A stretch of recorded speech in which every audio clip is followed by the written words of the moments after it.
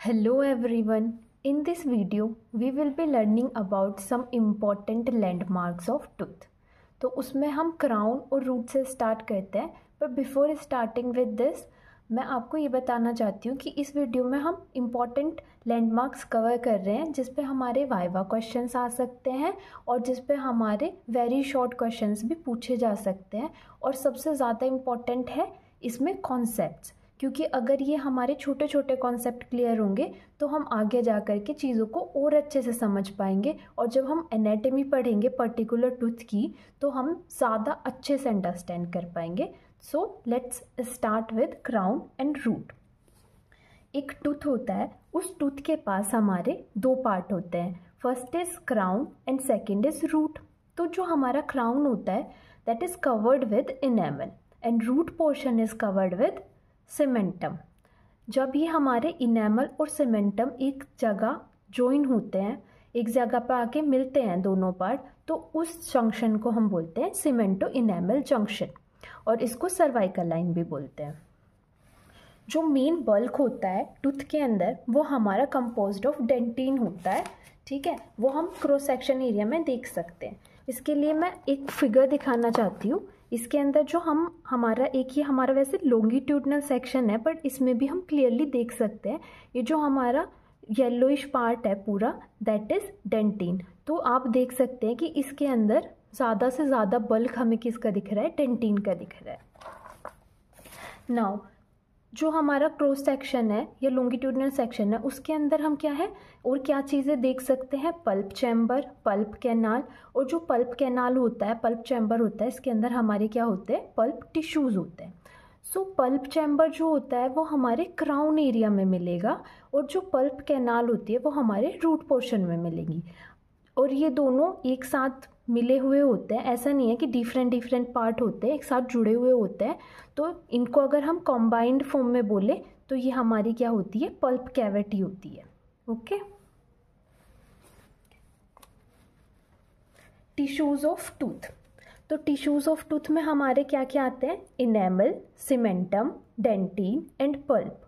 These are the 4 tissues of tooth, जिसमें हमारे enamel, cementum and dentin are hard tissues and pulp is a soft tissue. Pulp के पास हमारी blood vessels होती हैं, nerve supply होती है टूथ के लिए। Now the crown. क्राउन जो है उसमें हमारे क्या मतलब, क्राउन अगर हम पर्टिकुलर टूथ के अंदर देखें टाइप के अंदर तो उसमें क्या मिलेगा क्राउन में हमारा, तो इंसाइजर में ऐसा कोई डिफाइंड क्राउन तो पोर्शन नहीं है, बट इंसाइजल रिज होती है या एज होती है। इंसाइजल रिज और एज क्या होती है, इस फिगर के अंदर जो हमारा ये इंसाइजल सरफेस है यहाँ पे एक लीनियर एलिवेशन होता है that is incisal edge.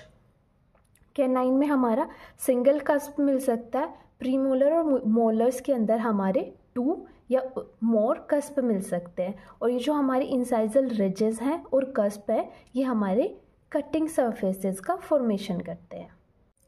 Now the root.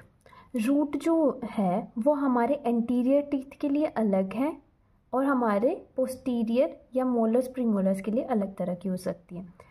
अब हमारे एंटीरियर टीथ में हमारी सिंगल रूट मिलती है, बट यहाँ पे कुछ प्रीमोलर्स भी इंक्लूड है, कुछ प्रीमोलर्स के अंदर भी हमारी सिंगल रूट मिलती है, जैसे हमारी मैक्सिलरी फर्स्ट प्रीमोलर में और मैक्सिलरी सेकंड प्रीमोलर में हमारी सिंगल रूट हो सकती है, but more common is in the maxillary second premolar. All molars और जो हमारे कुछ प्रीमोलर्स होते हैं उनके अंदर हमारी क्या है, मल्टीपल रूट मिलेगी, जिसमें हमें बाइफर्केशन और ट्राइफर्केशन मिल सकता है। बाइफर्केशन इज सिंपल, जब हमारी एक रूट 2 पार्ट्स में डिवाइडेड होती है तो उसको हम बाइफर्केशन बोलते हैं। When a root is divided into 3 parts और उसकी सारी तीनों पार्ट्स हमारे एडजॉइन कर रहे होते हैं तो वो हमारे क्या होता है, ट्राइफर्केशन होता है। जो रूट पोर्शन है हमारा वो हमारा फिक्स्ड होता है बोन के अंदर। टूथ का जो रूट सरफेस है वो हमारी बोन के अंदर फिक्स है। तो वो क्यों फिक्स है, अच्छे से फिक्स होना चाहिए, जिसकी वजह से हमारा जो टूथ है वो हमारा एक पोजीशन पे रहेगा डेंटल आर्च के अंदर। The portion of jaw serving as support for the teeth. तो जो हमारा जॉ का जो पोर्शन होता है जो हमें सपोर्ट करता है टूथ को, उसको हम एल्वेलर प्रोसेस बोलते हैं। The bone of the tooth socket is called, और जो बोन होती है टूथ सॉकेट को उसको एल्वेलस बोलते हैं।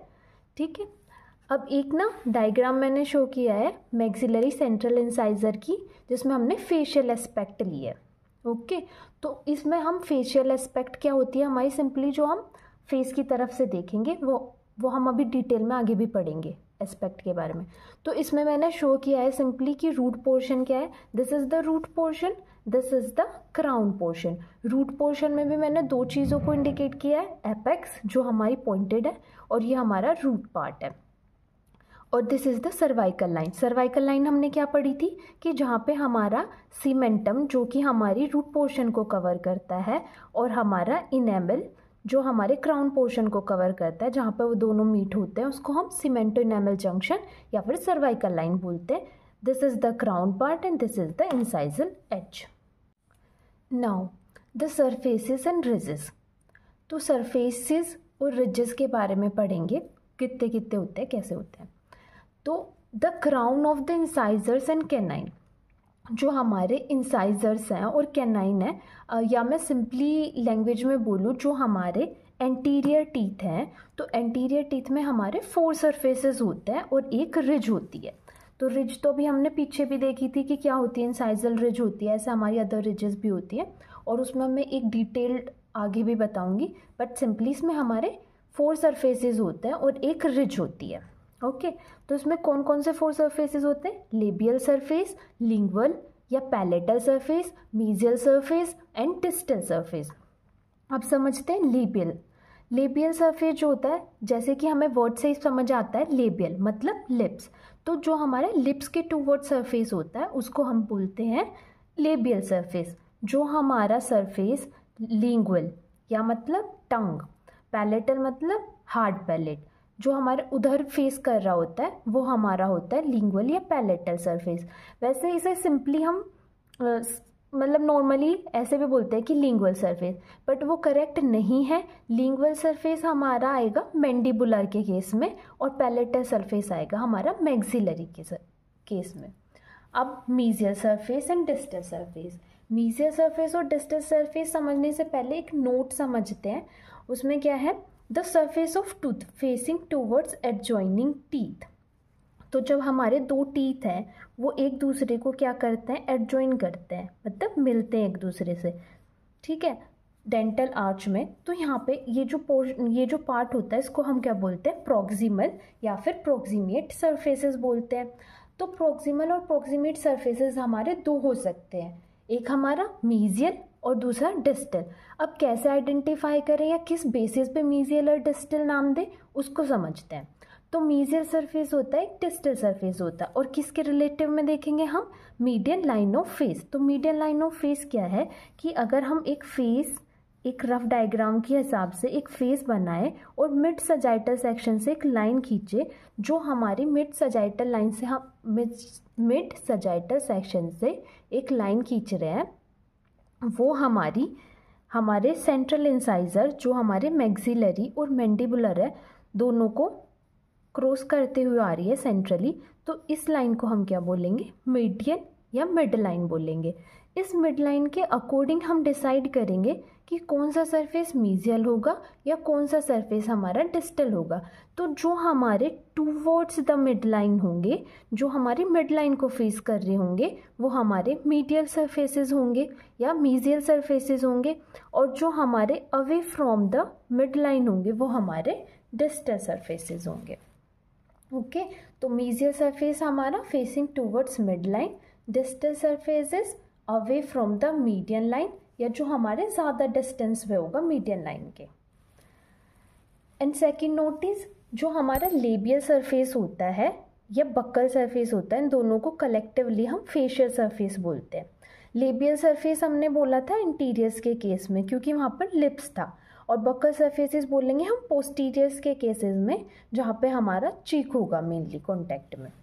Now the crowns of the premolar and molars, तो इसमें हमारे 5 सरफेसेस होते हैं, बक्कल सरफेस, लिंगुअल और palatal surface, mesial surface, distal surface या ऑक्लूजल सरफेस। बक्कल सरफेस जो हमारे चिक को फेस कर रहा होगा, लिंगुअल या पैलेटल सरफेस जो हमारी टंग को या पैलेट को फेस कर रहा होगा, मीजियल सरफेस जो टूवर्ड्स मिड लाइन होगा हमारा, और डिस्टल सरफेस जो हमारा अवे फ्रॉम मिड लाइन होगा या हमारे मिड लाइन से ज़्यादा डिस्टेंस पे होगा।